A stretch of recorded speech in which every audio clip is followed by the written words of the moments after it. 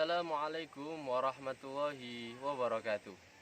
Saya Muhammad Azharul Faizin dari Universitas Brawijaya.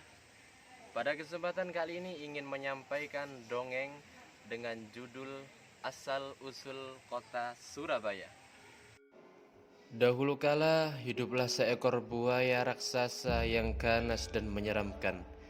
Dia adalah penguasa sungai yang menjadi pemangsa yang ditakuti oleh semua hewan di hutan di sepanjang aliran sungai. Nama buaya itu adalah Baya. Dia sangat pandai berburu sehingga semua hewan menjadi takut padanya. Sungai yang didiami oleh Baya itu bermuara pada laut yang sangat luas.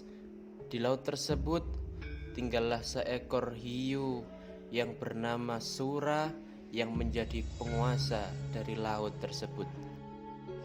Akan tetapi dia bosan karena setiap hari memakan ikan yang ada di lautnya. Maka kemudian dia penasaran dengan aliran sungai yang bermuara kepada lautnya. Dia pun pergi ke sana dan ternyata dia mendapati ada seekor anak kijang yang sedang minum air di pinggiran sungai. Spontan dia bergegas mendekat dan melompat untuk menerkamnya. Sura pun merasa gembira mendapatkan santapan yang begitu lezat. Dia merasa ketagihan dan keesokan harinya dia kembali untuk berburu santapan di hutan. Dia mendapatkan begitu banyak mangsa dari sana. Semakin hari Baya menjadi curiga karena semakin hari dia sulit untuk mencari mangsa di sekitaran sungai. Maka suatu ketika Baya mendapati Sura sedang menerkam anak monyet yang sedang berenang di sungai. Baya pun menjadi marah dan dia menegur Sura. "Hei Sura, apa yang sedang kamu lakukan di sini?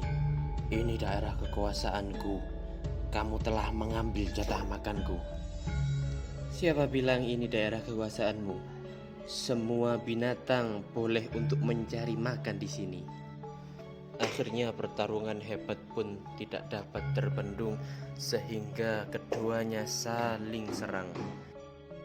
Kemudian hal itu terjadi selama beberapa hari dan akhirnya mereka pun kelelahan sehingga tidak ada yang menang ataupun kalah. Sehingga mereka membuat perjanjian. "Sura, aku sudah lelah bertarung denganmu. Kalau begitu mari kita buat perjanjian untuk membatasi wilayah perburuan kita." "Oke, aku juga sudah lelah bertarung denganmu. Mari kita buat perjanjian untuk membatasi wilayah perburuan kita." Akhirnya mereka berdua menyepakati wilayah perbatasan mereka, yakni muara adalah wilayah dari Baya dan laut menjadi wilayah dari Sura. Mereka sama-sama setuju dengan kesepakatan yang mereka buat bersama.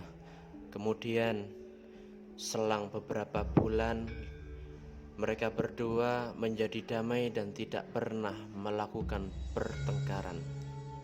Akan tetapi Sura menjadi gelisah. Dia merindukan untuk makan kijang ataupun monyet yang ada di tepian sungai. Seluruh ikan yang ada di lautan tidak dapat memuaskan nafsu makannya. Diam-diam Sura kembali menuju sungai yang ada di hutan dan dia mencari mangsa di sana. Dia menuju sungai yang ada di sana secara diam-diam agar tidak dapat ditemui oleh Baya. Akhirnya setelah beberapa waktu yang cukup lama dia berhasil kembali berburu di dalam sungai yang ada di hutan tanpa diketahui oleh Baya. Lagi-lagi Baya menjadi curiga karena semakin hari buruan yang ada di sekitarnya menjadi sulit untuk ditemui.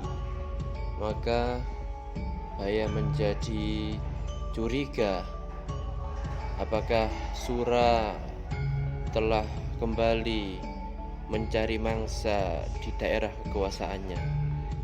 Akhirnya Baya pun menyusun strategi dengan menaruh Kijang yang terluka di pinggir sungai. Maka benar saja ketika Kijang itu diletakkan di pinggir sungai, datang Sura untuk mengambil Kijang tersebut. Dari situlah Baya mengetahui bahwa selama ini Sura telah melanggar perjanjian yang telah mereka sepakati bersama.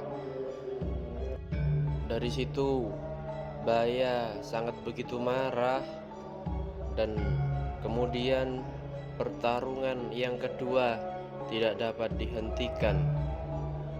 Pada akhirnya dari kejadian itulah daerah tersebut diberikan nama oleh para warga dengan sebutan Surabaya.